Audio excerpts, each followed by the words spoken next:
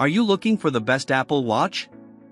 In this video we will look at some of the 5 best watch on the market.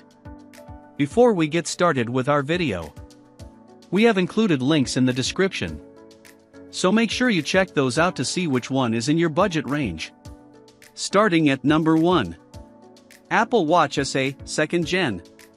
If you have any doubt as to whether you should get an Apple Watch at all, the SE is Apple's entry-level option. Okay, so it isn't the most exciting Apple Watch.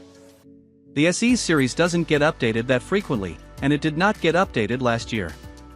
Moreover, it doesn't have the latest standout health features, like the ability to check your skin temperature. Its 1000 nit display is noticeably smaller now that bigger, brighter screens have come to every other watch. Most regrettably, it does not have the next-gen ultra-wideband chip to precision locate your many other Apple devices. However, it is the most affordable of what Apple touts as its carbon-neutral products, when bought with a Sport Loop, braided Solo Loop, or the updated Milanese Loop, that is. It's compatible with watchOS 11, so you'll be able to take advantage of the new Vitals app, which will finally let you check your heart rate and respiration in a dashboard without hunting through the health or fitness apps. It has the last S8 chip, which is what the Series 8 has, and features like crash detection to call your emergency contact and emergency responders if you've been in a car accident and are unresponsive for 10 seconds. It also has the newly redesigned Compass app, fall detection, and support for international roaming, and it works with family setup. It comes in a teeny 40mm case size, and the nylon back makes it even lighter. If you have an Apple Watch, everyone in your family wants an Apple Watch. The SE will serve you, your Nana, and your 9-year-old perfectly well. At number 2. Apple Watch Series 10. This review comes with the significant caveat that the Watch Series 10, 8 out of 10, Wired recommends, does not have blood oxygen sensing, which is truly preposterous given that almost every other fitness tracker on the planet has it. But with that said, this year's standout health feature, breathing disturbances, uses the Series 10's accelerometer to notify you if you have sleep apnea, which otherwise requires a disruptive sleep test to diagnose. It's the perfect health feature to monitor with a wearable that you wear constantly.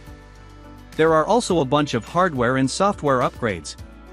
It's thinner and lighter, so it's more comfortable to wear while sleeping, and it has fast charging, so it can track more of your activities during the day. I found that I was able to top it up pretty easily with 20 to 30 minutes on a fast charger while I was in the shower every morning. It also has a bunch of new features focused on water sports, including water temperature, which is pretty vital where I live, since a lot of people become incapacitated when they jump into water that's too cold. Most importantly, watchOS 11 has a bunch of new algorithms that will benefit from the sensors and bigger screen, including new comprehensive ones like Vitals, so that you can check whether you're off your baseline every morning, and training load, so you can see how your workouts are impacting your fitness over time. Despite no blood oxygen sensing, it's the best Apple Watch. At number 3. Apple Watch Ultra 2.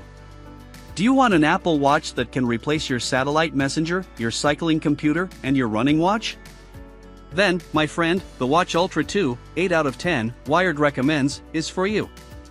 Like the Series 10, it can monitor your nightly breathing disturbances to notify you if you might have sleep apnea.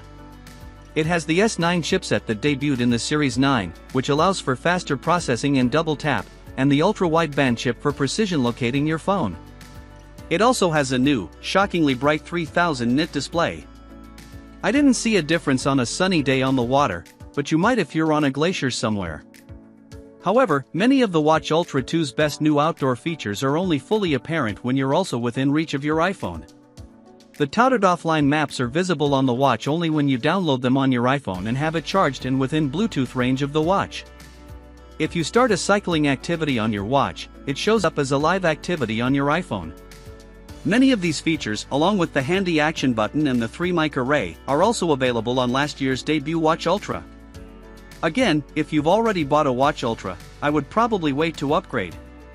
If this is your first, however, you will thoroughly enjoy the Watch Ultra 2, and this year, it comes in a satin black titanium finish that just looks way better than the old version. This is the watch to get if you love outdoor sports but also want the full functionality of a smartwatch as long as you don't accidentally close the tab that tells you how to get back home. Like the Series 10, it doesn't have the blood oxygen sensor. At number 4. Apple Watch Series 9. Do you suspect that you might have sleep apnea? The breathing disturbances feature only works with the Series 10, the Watch Ultra 2, and the Series 9. If you're interested in this feature and you own a Series 9, 7/10 wired review from last year, you don't have to upgrade.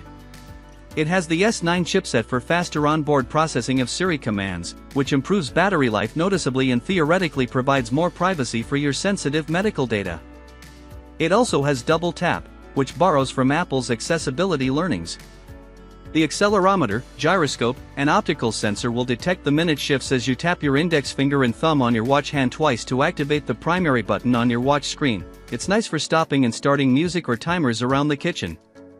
The Series 9 has health sensors that the SE doesn't have, like ECG monitoring, blood oxygen sensing, and skin temperature sensing. It's also compatible with watchOS 11. However, it may be hard to find. Apple no longer sells the Series 9 on Apple.com, but you can still find it on sale at third-party retailers, however. At number 5. Apple Watch Series 8. Shockingly, watchOS 11 is only compatible with the second gen of Watch SE and newer. RIP watches Series 4, 5, and first gen say. However, that makes every watch from the Series 6 on good to go. The Series 6 was the first Apple Watch to have blood oxygen sensing, and the ITC's band does not affect it or the Series 7 or 8. If you can find it on sale, the Series 8, 8/10, Wired recommends, is a perfectly capable watch. It's compatible with watchOS 11, which is where most of the fun updates come in anyway. Unlike the Watch SE, it has all the health and safety hardware, like the improved accelerometer for crash detection to tell your loved ones if you're in a car accident, sensors for measuring your skin temperature, and ECG and blood oxygen measuring. No, it doesn't have precision locating, but you can always ping your iPhone.